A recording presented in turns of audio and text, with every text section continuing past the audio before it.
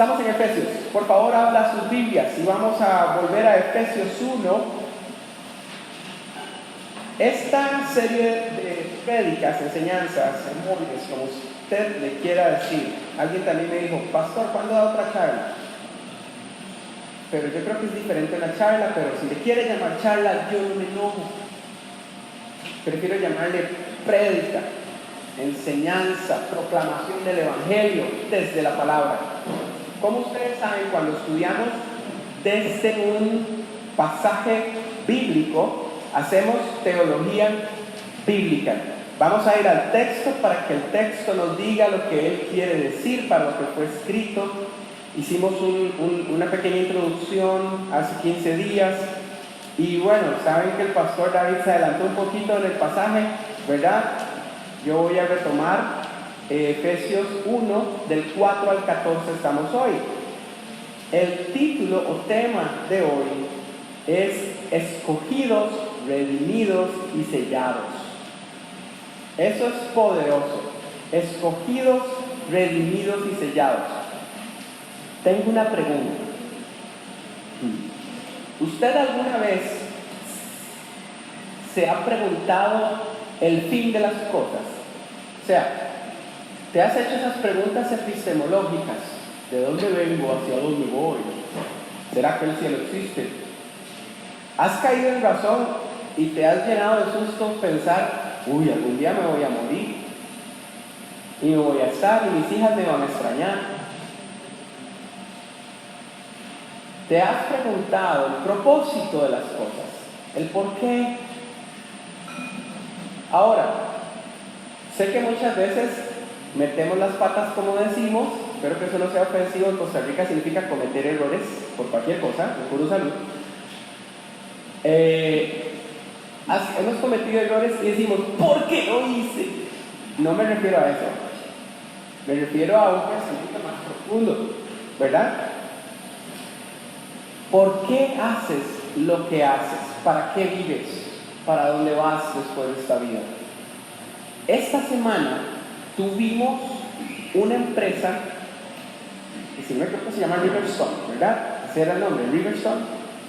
Esta empresa es una empresa de logísticas que lo que hacen es enviar paquetes por todo Estados Unidos y desde el exterior de Estados Unidos a Estados Unidos o desde Estados Unidos hacia afuera. Tienen aproximadamente 2,000 empleados dentro de Estados Unidos y Guatemala y Filipinas. Y esta compañía fue fundada por una persona cristiana con valores cristianos, y lo que hacen es utilizar las ganancias para el servicio con propósito. El servicio con propósito. Y vinieron esta semana para repartir unos paquetes escolares y animar a nuestros profes de la escuela Raíz de Vida. Y en la reunión, uno de ellos se paró, una muchacha se paró viendo a los profes de la escuela y les dijo esa pregunta: ¿por qué ustedes hacen lo que hacen? O sea, ¿por qué son maestros? ¿Por qué? ¿Por qué haces lo que haces? Cuando usted se presenta en un entorno en el que usted tiene que darse a conocer, a veces andamos tarjetitas y todo, ¿verdad? Hola, yo soy Gustavo, mucho gusto, soy asesor, tome mi tarjetita. Cuando usted se presenta y dice quién es usted, si te preguntan, ¿y por qué haces eso? ¿Por qué haces lo que haces? ¿Cuál es el sentido de tu vida de hacer lo que haces? ¿Por qué te dedicas a eso? ¿Por qué inviertes el 95% de tu pensamiento, fuerzas y energías en lo que haces? Si es un trabajo, los que trabajan en lo propio saben que trabajan más que 48 horas a la semana. ¿Por qué haces lo que haces? Esta gran pregunta fue confrontativa, pero hermosa para los profes. Me hubiera encantado que ustedes pudieran haber escuchado las respuestas. Eso me da la certeza a mí que en esta escuela Raíz de Vida no solo hay profesores profesionales, sino personas con vocación, y más allá de eso, cristianos que responden a un llamado, utilizando los dones que Dios le ha dado. Súper hermoso, así que sus hijos están en unas manos buenísimas. Pero bueno, ¿por qué hago lo que hago? Eso es una gran pregunta, no tiene que responderla ahorita. Ahora, sé que todos lo hemos hecho. ¿Le has preguntado a Dios? Dios, ¿por qué haces lo que haces? Siendo Dios. ¿Saben todo el zaperocho que hay ahorita en Irán, verdad? En Medio Oriente. Está pesada la cosa, ¿no? Un despelote bravo. ¿Por qué haces lo que haces, Dios? Ahora, sabemos la respuesta lógica, correcta y verdadera. Dios es soberano y Dios es suficiente en sí mismo para hacer lo que Él quiera, como Él quiere, cuando Él lo quiera. ¿Pero con qué fin, Dios? ¿Por qué haces lo que haces? ¿Por qué haces lo que haces? Bueno, el pasaje de hoy va a afirmar, como dice el título, que somos escogidos, que somos redimidos y que somos sellados por el Espíritu Santo. Pero también va a responder a esta pregunta como si le hiciéramos la pregunta a Dios. ¿Cuál es el fin de todo eso? ¿Cuál es el fin de todo este gran plan de salvación en el que soy llamado a creer, es más, invitado a creer, desde antes de la fundación del mundo? Hermanos, vamos a ir a la palabra porque en este pasaje se repite 3 veces como Dios respondiéndonos esa pregunta: ¿por qué hago lo que hago? Entonces, leamos el pasaje como hacemos por lo general, lo leemos de un solo tirón y después vamos comentando versículo por versículo. ¿Está bien? Leamos. Efesios 1, 4 al 14. Dice así: según nos escogió en Él antes de la fundación del mundo,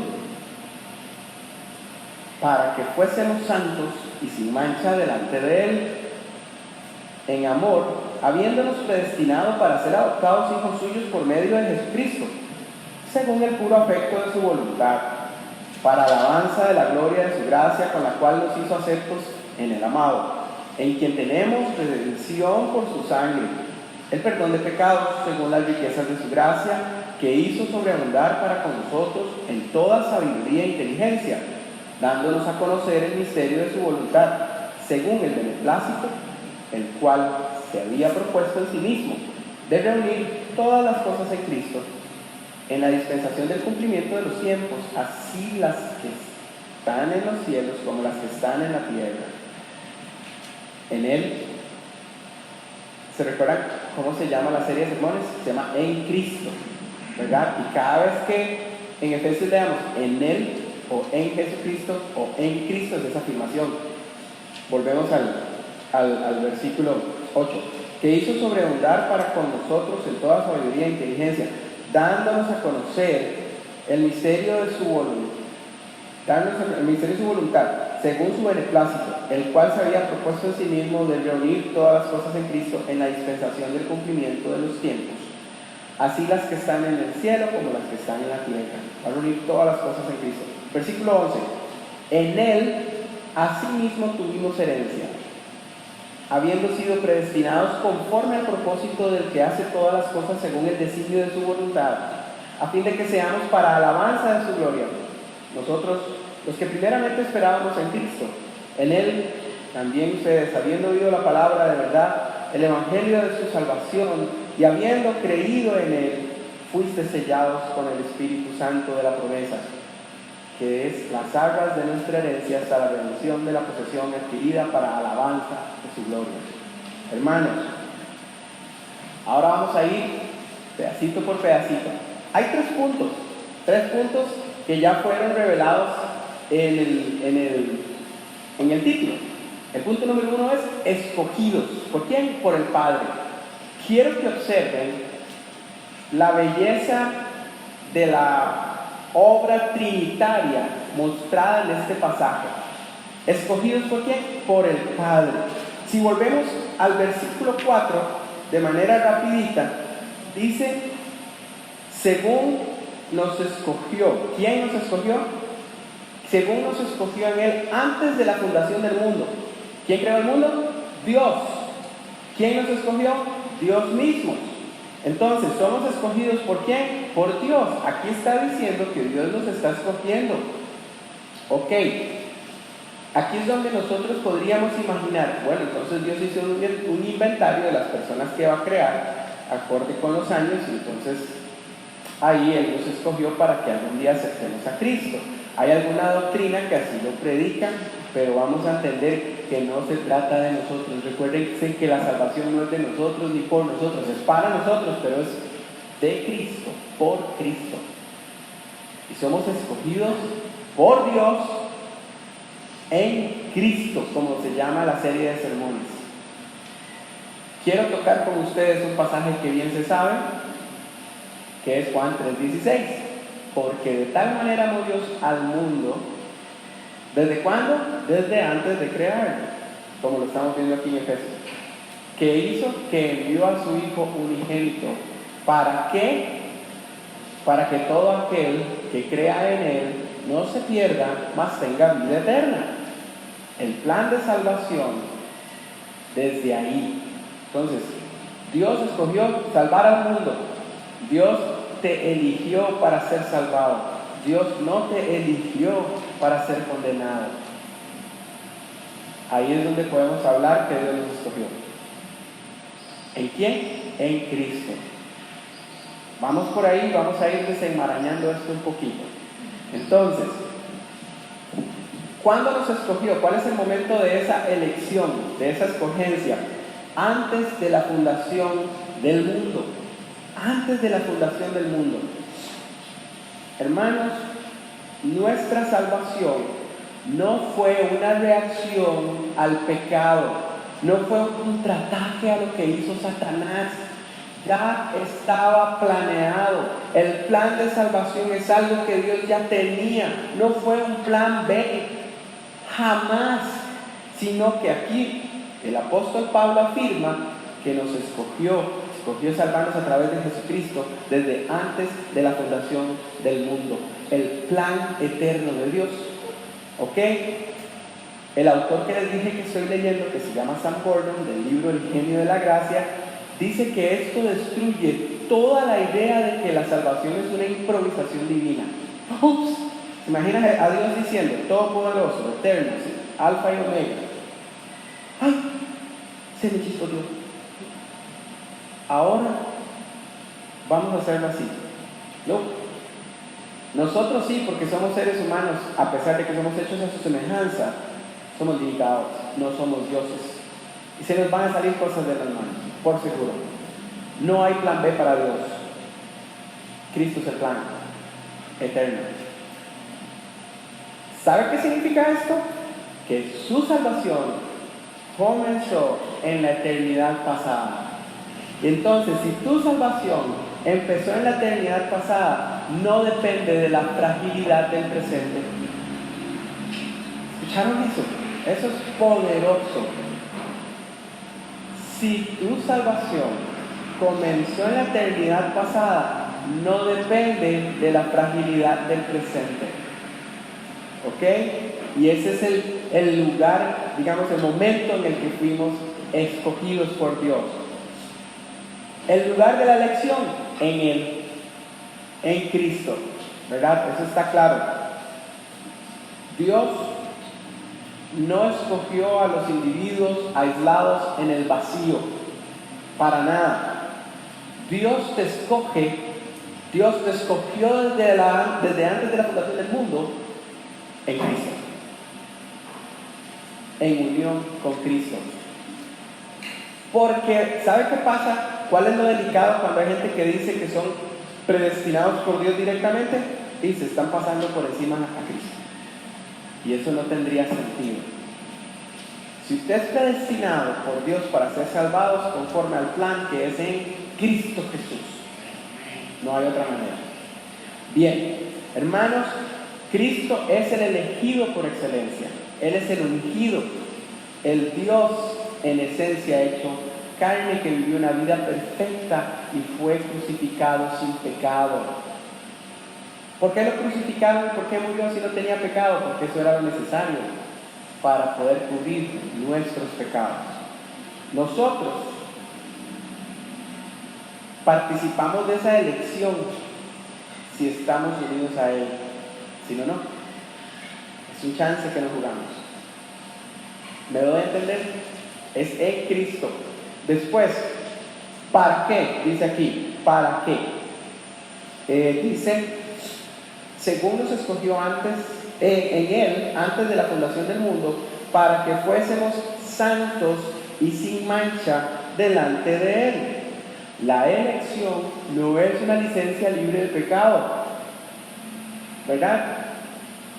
Porque hay por ahí una teología que dice, salvo siempre salvo, entonces que no importa cuánto peques.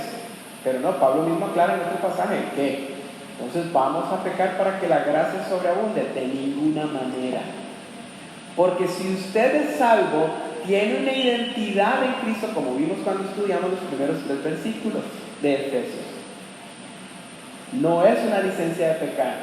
Y no hay tal cosa que el que peca y reza empata. Tampoco. No tenemos la capacidad de ofrecer esa estadística ni de hacer esa proposición en lo absoluto. Dios nos escogió, no porque ya éramos santos. Nos escogió ¿para qué? Para que seamos santos. ¿Se recuerdan qué significaba ser santo? Apartado por Dios para un propósito divino. Santos, cuando se refiere a la plenitud, a estar completos, a ser perfectos, solo Dios es perfecto. Y sí, Él dijo ser santos porque yo soy santo. Y el hermano Wilmer me recuerda muchas veces sobre una enseñanza que tuvimos una vez, que somos santos, somos perfectos en proceso. Porque cuando estemos en el cielo,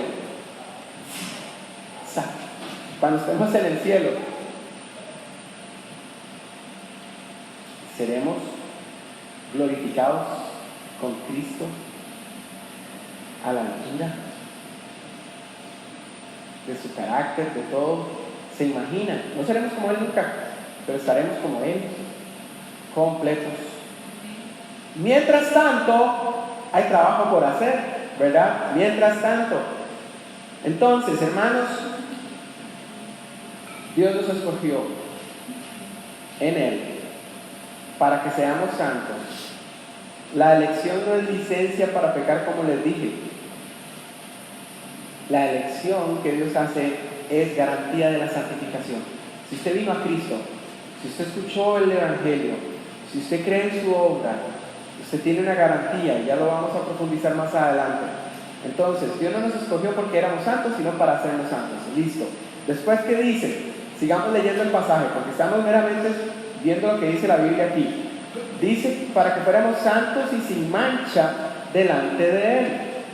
¿Cómo? ¿Yo soy sin mancha? No, pero Cristo sí, ¿ya entienden? Él no me elige a mí en el plan de salvación desde antes de la fundación del mundo, porque yo vine a este mundo y fui sin mancha. No. Cristo sin mancha, que dio su vida por mí, para pagar por mis pecados y mis faltas y mis imperfecciones. Él es sin mancha.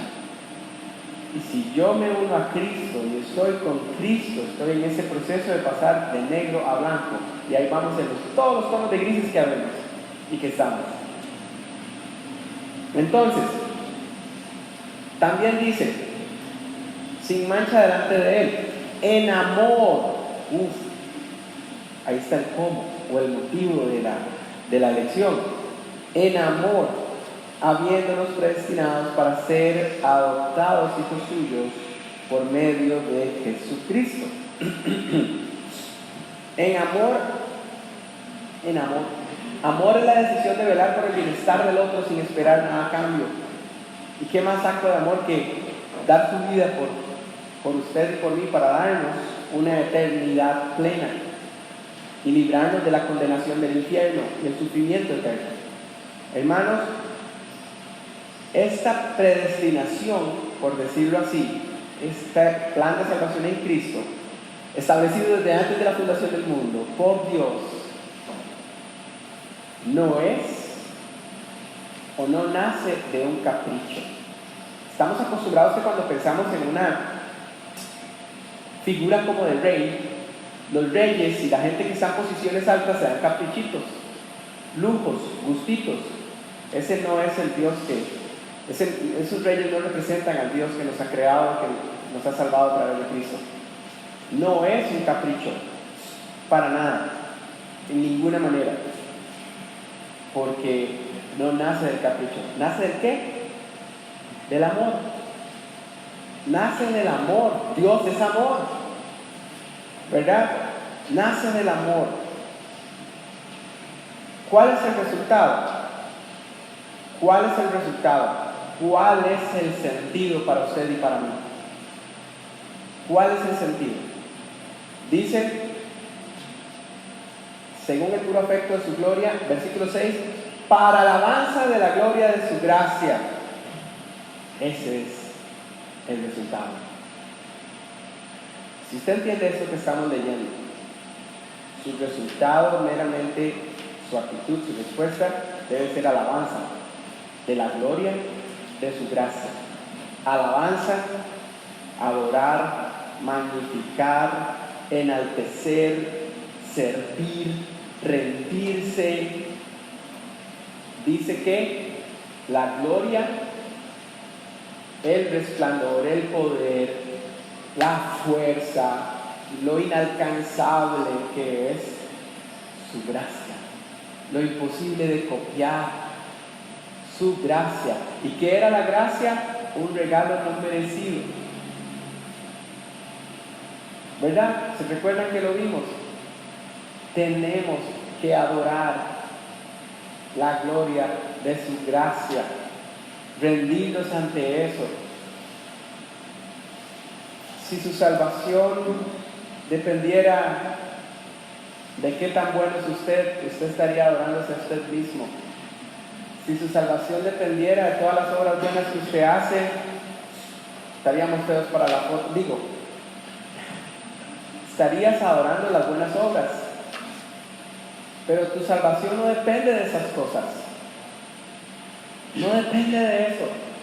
Depende de la gloria, de la gracia de Jesucristo, que tenía un plan de salvación para usted y para mí desde antes de la fundación del mundo en Cristo Jesús. Muy bien. Entonces, ahí vamos leyendo el pasaje. Ok. Esta gracia que es gloriosa y es inmerecida. Ahora vamos a seguir leyendo y aquí entramos al punto número 2. Bueno, ya entendemos que somos escogidos por el Padre, ¿verdad? Ahora vamos a ir a ver que somos redimidos por el Hijo. Vean cómo se va introduciendo algo muy hermoso aquí que todos creemos que es la Trinidad. Padre, Hijo, la función del Padre, la obra del Padre, Creador, y ahora la obra del Hijo.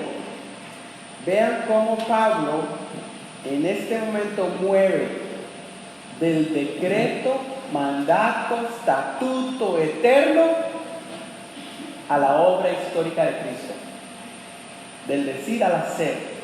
¿Ok? Entonces, sigamos leyendo versículo 7, o el versículo 6 fue el último que leímos, ¿verdad? Dice, para alabanza de la gloria de su gracia, con la cual nos hizo aceptos en el amado. Eso es lindísimo, el amado. ¿Qué dijo Dios cuando el primo de Jesús lo bautizó? Cuando Juan el Bautista, este es mi Hijo amado, en quien tengo complacencia. Y en pos de él, ¿verdad? Entonces, el amado, podría haberse llamado en la serie de sermones en el amado, ¿verdad? También, en el amado. Dice, en quien tenemos, versículo 7, redención por su sangre. Esa es la naturaleza de nuestra redención. Redención, que la palabra en el griego, tal y como fue escrito en el original, es apotrosis. Habla de una liberación mediante un pago. Eso es lo que es la redención. liberación mediante un pago, o sea, no te lo ganaste, alguien pagó para liberarte y esa paga no fue un ejemplo moral, un acuerdo, cosas materiales, fuimos liberados por la sangre derramada del Cordero Redentor, fuimos liberados por la sangre de Cristo en la cruz del Calvario. Así de poderoso es esto. El costo fue infinito por una deuda que era infinita. What?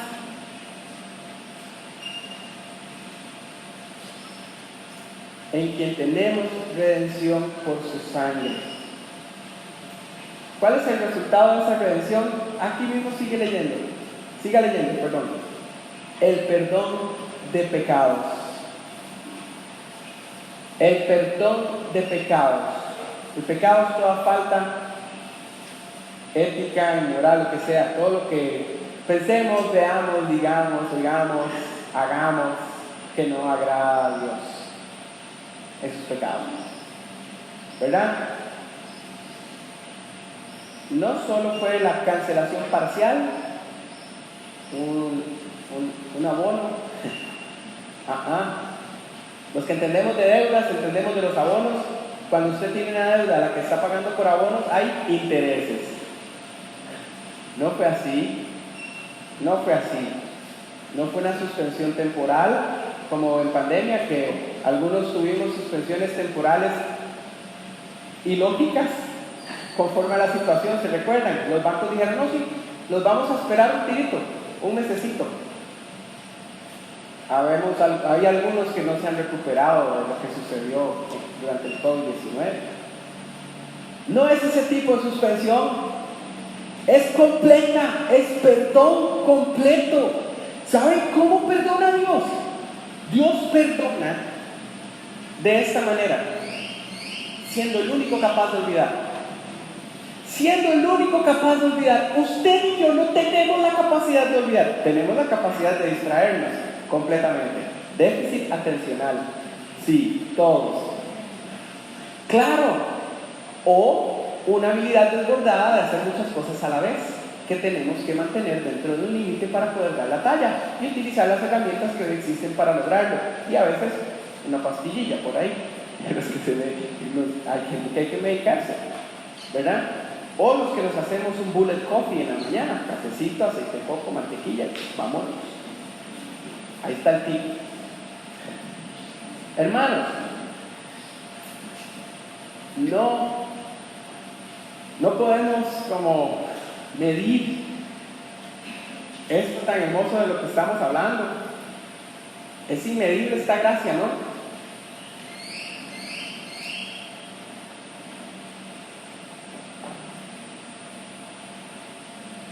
Les digo algo, el enemigo, Satanás, en todas sus formas, en todas sus artimañas, él puede intentar recordarte tu pasado. Porque como les digo, no tenemos la capacidad de olvidar. Por eso perdonar no es olvidar para nosotros. Es renunciar a que aquello que me dañaba, me lastimaba, siga teniendo la última palabra sobre quién soy yo y liberar al agresor o a la persona que me hizo tal daño de esa influencia en mi vida. Pero Dios se olvida como agarrando eso, metiéndolo en una bolsa con una piedra que se vaya al fondo del mar y nunca me acordaré de ellos, dice en el Antiguo Testamento.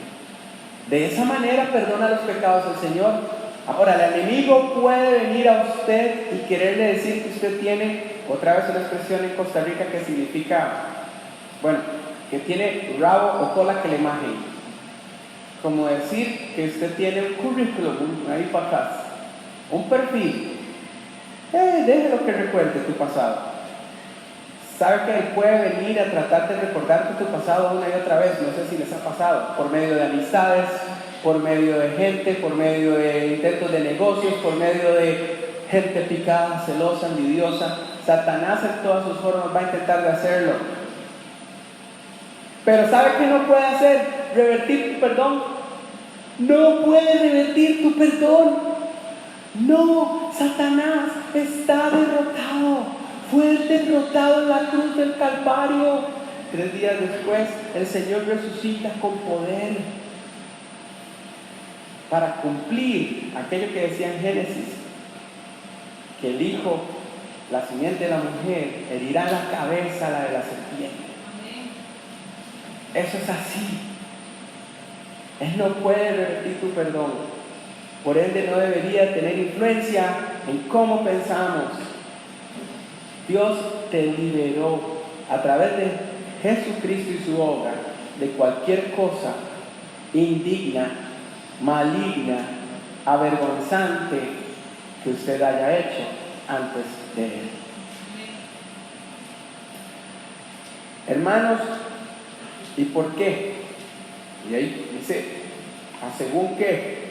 En quien tenemos redención por su sangre, el perdón de pecados, según las riquezas de su gracia, según las riquezas de su gracia, todas las riquezas de su gracia, no un poquito, una vez más, todas las riquezas de su gracia, todo Dios en su amor y misericordia en Cristo Jesús. ¿Qué otra forma? ¿Qué otra forma? ¿Cuántos de nosotros equivocadamente hemos esperado recibir de Cristo algún tipo de prosperidad para hablar de riquezas, para entender que Él me ama? No, acuérdense que dijo Jesús a los mismos discípulos: en este mundo tendréis aflicciones. Aflicciones es un dolor muy profundo, enredos, problemas, pero ¿qué dice? Mas confiad, yo ya vencí este mundo. Hermanos, recuérdense que usted y yo, si estamos en Cristo Jesús como nuestro Señor y Salvador, no peleamos por la victoria, peleamos desde la victoria en Cristo Jesús. Por eso ahí es donde cantaban algunos hermanos de los 90s, que hoy tal vez, el otro día estaba trabajando con Gina aquí pintando la cancha, y yo tenía mi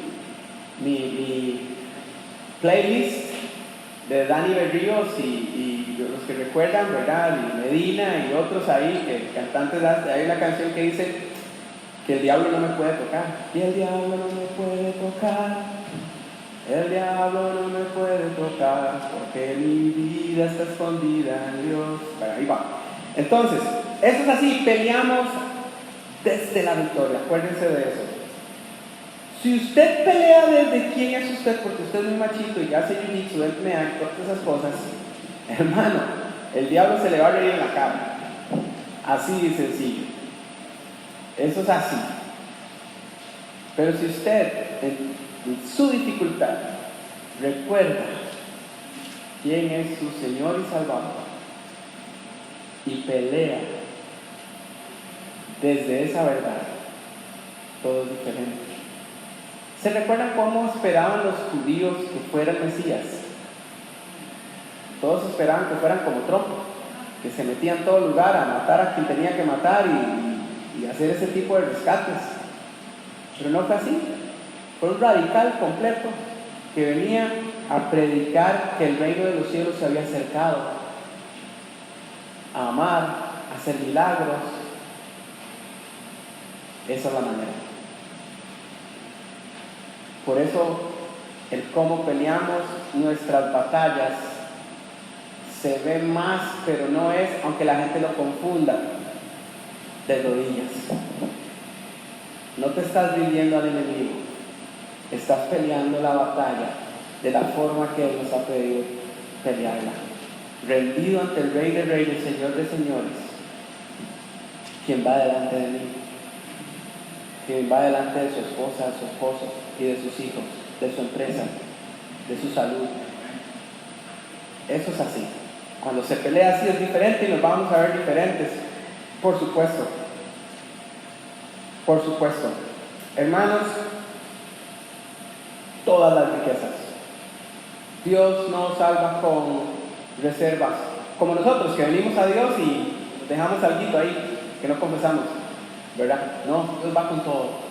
Usted ha sido perdonado y salvado por la sangre del Cordero, con todas las riquezas de la gracia de Dios, sin dejarse nada. Esto significa, y una vez más, tal vez ya se dijo aquí, el mismo Espíritu que resucitó a Jesucristo de los muertos vive en usted. Eso es así, eso es toda la gracia de Dios. Dios salva con abundancia. Sam Gordon, el del librito que les digo, describe esta gracia como un océano sin orillas. Así de inmenso. Ahora, ¿qué dice?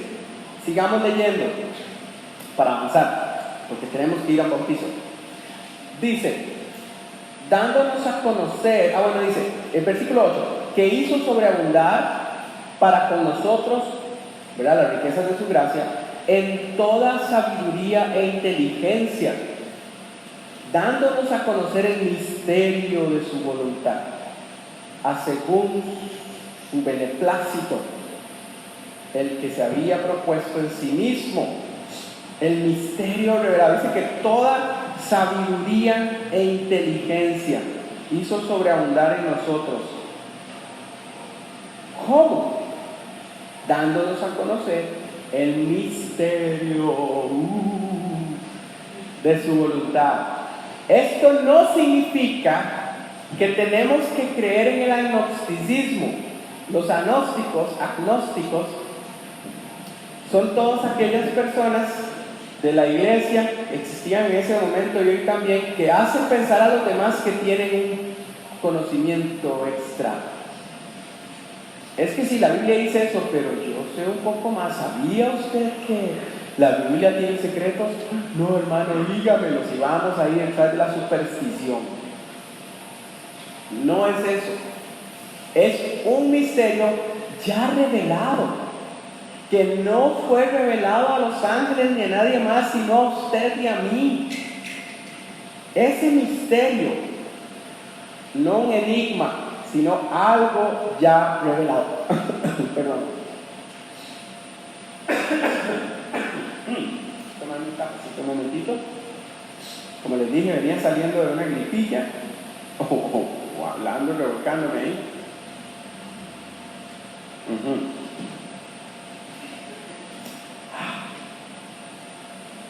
Sí, café es imposible, agradar a Dios, ¿verdad? Recuerden.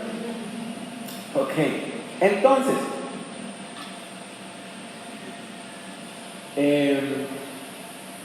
¿sabe quién me enseñó esa frase? Don Luque. Usted me imagino que sabe, ¿verdad? Ok, Don Luque fue un profesor mío del seminario y una gran bendición. Que Dios lo bendiga a ese señor. Aquí tenemos su hija, con nosotros. Muy bien, entonces, el misterio. ¿Cuál es el misterio? ¿Cuál es el misterio? ¿Cuál es el plan eterno? Ahí está el misterio. ¿Qué se nos ha revelado a nosotros después de la muerte y resurrección de Jesucristo? Que el plan y la intención que tiene Dios es reunir todas las cosas en Cristo. Reunir todas las cosas en Cristo. Por eso, el tema del final del mundo, conforme a la segunda venida de Jesucristo, segunda y definitiva, es una realidad por la cual usted y yo debemos de vivir. ¿Cómo sería su día a día si se levanta y dice, hoy puede venir Cristo? Hoy puede venir. Uno no tiene chance porque tengo que ir al concierto algo suave. Y después pido perdón. No debería ser así, ¿verdad? Hoy puede venir Cristo. Ahora cuando estemos en la playa, gozando un bautizo, en obediencia, en cualquier momento. Hermanos, Cristo no es solo un salvador personal. Eso nos volvería a todos egoístas y no tendría sentido de ser congregación en iglesia. Cristo es el centro cósmico de la historia. En Él y por Él giran las cosas. Si recuerdan cómo empieza Juan, en el principio El Verbo era Dios, el Verbo estaba con Dios y por Él fueron creadas todas las cosas. Y el Verbo se hizo hombre. Cristo, todo converge en Él. ¿Verdad? Leamos el 9, dice, dándonos a conocer el misterio de su voluntad según su beneplácito, el cual se ha propuesto en sí mismo. El 10, de reunir todas las cosas en Cristo. Todas las cosas en Cristo. Todo converge en Él. ¿Cuándo? En la dispensación del cumplimiento de los tiempos. ¿Cuándo va a venir Cristo? Nadie sabe el día ni la hora. Vendrá como ladrón en la noche. El ladrón te llama y te dice, mando vacaciones para saber cuándo me puedo meter a robar. No, ¿verdad? Prepárense, compre cámara y ponga guardas porque vamos a entrarle esta noche. ¿No? ¿Verdad que no? En cualquier momento. Así las que están en los cielos, las cosas que están en los cielos como las que están en la tierra. Ahí es donde se confirma, se afirma, se respalda el dicho que dije ahorita, que Cristo es el centro cósmico de la historia. Han leído un pasaje en Romanos que dice que la creación gime a una, esperando el regreso de Jesucristo. Ahora hasta los pobres animales deben de estar sufriendo al ver ese montón de personas faltos de identidad imitándolos, ¿verdad? Qué terrible. Hay que orar. Dios ama a los Terians para salvarlos.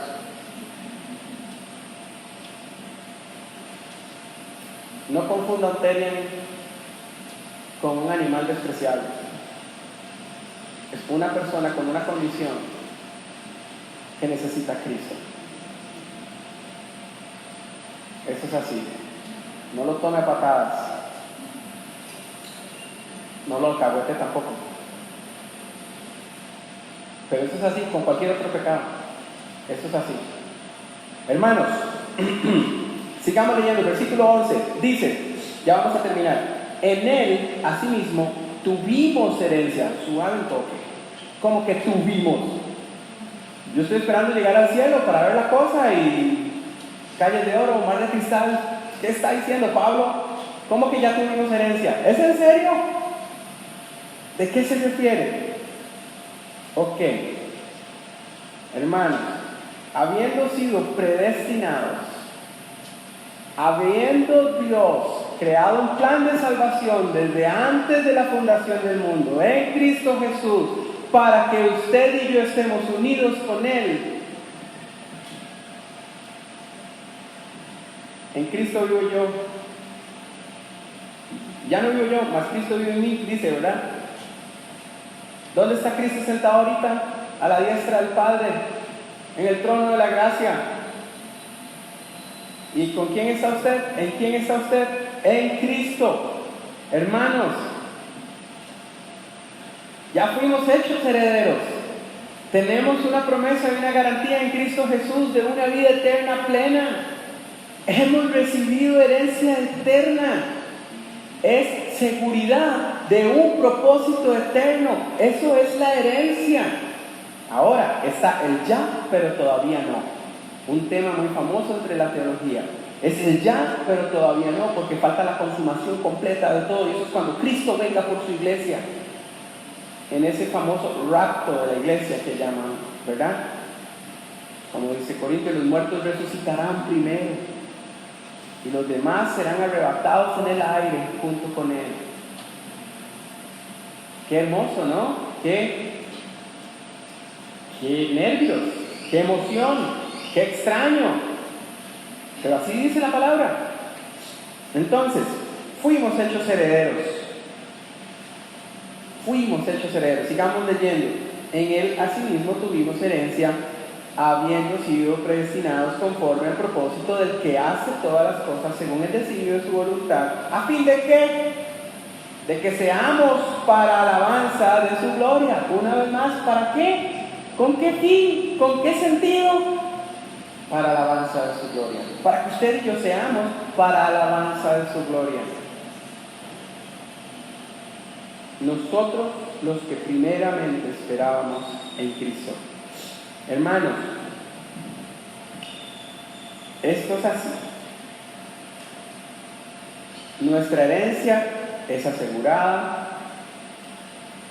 La salvación comienza en una eternidad pasada, pero la proyecta a una futura. Eso es así. Somos herederos y coherederos con Cristo, también dice la palabra. ¿Por qué no vivimos conforme a esa verdad? Porque usted no se levanta y enfrenta su día, su tentación a los vicios, su tentación al uso del tiempo, su tentación a la productividad, a predicar el Evangelio, a conocer más de Dios con esa perspectiva real de que somos coherederos con Cristo. Imagínense la diferencia que vamos a hacer personalmente en nuestra familia, en nuestro barrio, en nuestra iglesia. Los animo a que vayan en pos de eso. Punto número 3. Estamos con los últimos dos pasajes de hoy, el 13 y el 14. El punto número 3 es sellados por el Espíritu. Padre elige o escoge. Jesucristo el Hijo redime y el Espíritu sella. Dios Padre, Jesucristo Hijo y Espíritu Santo, ¿verdad? Entonces, ahora Pablo se mueve hacia la experiencia personal suya y mía, desde la voluntad, la acción a la experiencia. ¿Ok? Leamos esos dos pasajes. Dice así, 13 y 14. En él también vosotros, o sea ustedes, habiendo oído la palabra de verdad, el evangelio de vuestra salvación, no solo habiendo oído, ¿y qué más dice?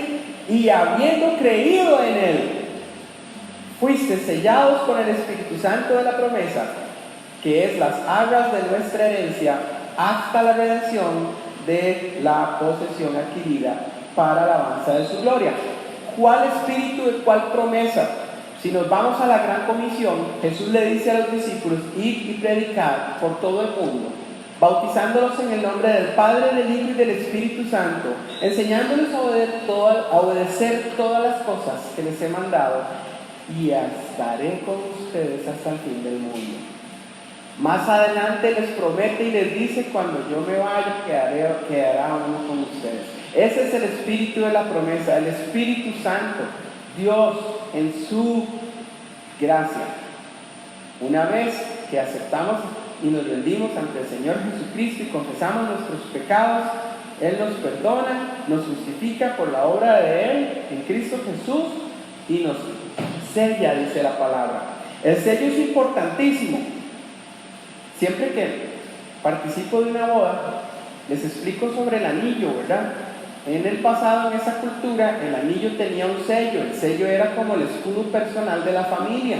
En el caso de los emperadores, la emperatriz o la esposa del emperador tenía un anillo igual al emperador, pero más pequeño con el mismo sello. Cualquier carta que tuviera ese sello era oficial. Y si era el sello más pequeño, venía firmado por ella. Era oficial, era legal. Entonces, es importante que nosotros entendamos eso. Dios elige, Cristo redime, el Espíritu aplica, pero el hombre debe de creer. Y en el momento que creemos, somos sellados. Ustedes escucharon eso. Hay que creer. Por eso, la predestinación no es que usted fue predestinado a creer. Porque si no, entonces, ¿para qué Dios nos manda el Evangelio y para qué Jesús nos manda a predicar sobre Él? La fe viene por el oír y el oír viene por la palabra de Dios. Y por eso el mandato a predicar. ¿Y cómo predicamos? Así como Diana y Diego le van a predicar a su hijo. Primero con el ejemplo, cómo se ve un papá, una mamá, cómo se ve un esposo, una esposa. Así se ve un hombre, así se ve una mujer. Conforme a los designios divinos. ¿Cómo está predicando usted el Evangelio en su vida? ¿Cómo está la comunicación con su cónyuge, con sus hijos, con sus padres? ¿Cómo está ese trato? Hermanos, este sello, una vez que hemos creído, ¿verdad? Recuerden que tenemos que creer, la soberanía no elimina tu responsabilidad. La soberanía no elimina la responsabilidad humana. En el momento que creemos, por eso yo lo quise mencionar cuando lo estaba leyendo, ¿verdad? Que dice, el versículo 13, habiendo oído la palabra de verdad, el evangelio de su salvación, y habiendo creído en él, no basta con escuchar. No simplemente basta con escuchar, hay que haber creído en él. Y así fuiste sellados. ¿Se recuerdan? Les decía, el sello significa propiedad, número 1. ¿Han visto las vacas selladas? ¿Verdad? Las de Martín Retana, las de todo mundo. Selladas. Significa, esa vaca pertenece a esta finca, a este corral, a esta persona. No es que nos están tratando como vacas, sino que nos están sellando en el momento que venimos a Cristo para decirle a todas las autoridades de maldad que usted y yo ya no le pertenecemos a este mundo ni al príncipe de la mentira, sino que somos sellados por el Espíritu y le pertenecemos a Dios Padre en Cristo Jesús por medio de su obra. Además, es un sello auténtico, solo puede ser puesto por Cristo. Por Cristo. Nadie viene al Padre si no es por Él. Cristo es el camino, la verdad y la vida. No ningún papa, no ningún pastor, no ningún nadie. Es Jesucristo. Él es autenticidad, es Dios hecho hombre. ¿Y eso qué nos debe dar? Seguridad. Seguridad, es auténtico, es de esta propiedad, nos da seguridad. El Espíritu Santo es la marca divina sobre tu vida. Y les repito, entonces significa que no me pertenezco yo a mí mismo, le pertenezco a Dios. Qué chiva, ¿verdad? Yo le pertenezco a Dios. Ahora, ¿qué más dice aquí este pasaje? Dice, fuiste sellados con el Espíritu de la promesa, que es las arras de nuestra herencia. Las arras de nuestra herencia. Las arras son un tipo de anticipo. El Espíritu es un adelanto del cielo. Si usted en su vida está estrechando su relación con Dios y Jesucristo y está empezando a cosechar los frutos del Espíritu, amor, gozo, paz, paciencia, benignidad, bondad, fe, mansedumbre, dominio propio, ¿verdad? Humildad, todo eso, es un adelanto del cielo. ¿Quién puede comprar por Temu un poquito de paciencia? ¿Quién va a la universidad a hacer una maestría en humildad? Eso es divino. Eso solo viene de Dios. Entonces, hermanos, la presencia del Espíritu Santo hoy en su vida es garantía de la gloria futura. Y por eso, por tercera vez, el pasaje nos dice, el fin de esto, dice, me perdí aquí, que es las arras de nuestra herencia hasta la redención de la posesión adquirida. ¿Para qué? ¿Cómo termina diciendo el pasaje? Para alabanza de su gloria. Para alabanza de su gloria. Esta es la estructura trinitaria. Del 4 al 6, papá, Padre. El Padre nos elige. Versículo del 7 al 12, el Hijo. El Hijo es el que redime, ¿verdad? Y el Espíritu del 13 y 14 es el que sella. ¿Para qué? El Padre, para alabanza de la gloria de su gracia. El Hijo, ¿para qué redime? Para alabanza de su gloria. Y el sello, el Espíritu, ¿por qué no sella? Para alabanza de su gloria. La salvación es una sinfonía trinitaria. Ahí es donde vemos la Trinidad, o lo que llamamos, o teológicamente se llama la Trinidad. ¿Qué vemos aquí? ¿Cuál es el genio de la gracia aquí? Antes del tiempo, escogidos en Cristo. porque Dios eligió ese plan. Redimidos en la cruz. En el momento de creer, sellados. Y en la eternidad futura, glorificados con Él. Eso es así de bonito. Hermanos, todo en Cristo, todo por gracia, todo para su gloria. O como lo quieras poner, todo por gracia, todo en Cristo, pero todo para su gloria. Eso es así. Entonces, esta es la respuesta del por qué hace lo que Él hace. Todo tiene un sentido y un propósito, repetido 3 veces en este pasaje, para la alabanza de la gloria de su gracia. Eso es así.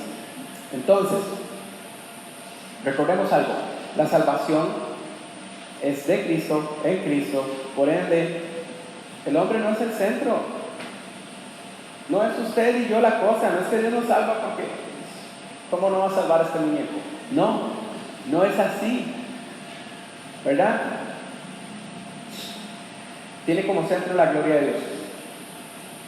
¿Qué son 3 reacciones o cosas que esto debe causar en nosotros? Número 1, humildad. ¿Por qué? Porque nosotros no contribuimos en lo absoluto al plan eterno. El plan eterno fue hecho desde antes de la fundación del mundo. Y usted no estaba ahí, y yo tampoco. Podemos responder en obediencia y reflejar algo que no podemos producir, algo que no podemos crear, que se llama amor. Porque fue en amor, ¿recuerdan? Fue amor. Y ser obedientes y predicar el Evangelio, por supuesto. Claro. ¿Qué es otra cosa que produce esto? Seguridad. Lo que comenzó en la eternidad no puede ser frustrado en el tiempo medible, porque ya comenzó en la eternidad por el alfa y la omega. Y por último, adoración, un estilo de vida que reconoce a Dios en todo momento, en todo lo que hace, aunque cantemos feo, en mi caso. Porque adoración no es solo cantar, es cada vez que venimos a la palabra, es cada vez que ponemos a Cristo primero, es cada vez que pongo valores en mi casa que van conforme a la palabra de Dios. Hermanos, la teología, el conocimiento de Dios, solo puede producir adoración, nada más. Elegidos o escogidos, redimidos y sellados, Padre, Hijo, Espíritu Santo. ¿Para qué? ¿Con qué fin? Para la gloria de su gracia. Por favor, incline su rostro, vamos a orar. Hermanos, si usted está en Cristo, recuérdese de algo. Su salvación no es un accidente, su salvación no es frágil y tampoco es provisional. Es eterna, redentora y ya garantizada. Recuérdese de eso, afirme su identidad en Él. Pero si usted está aquí en esta iglesia hoy y usted todavía no está en Cristo, la puerta está abierta, estás a tiempo, has escuchado el Evangelio hoy, por eso te digo, es ya.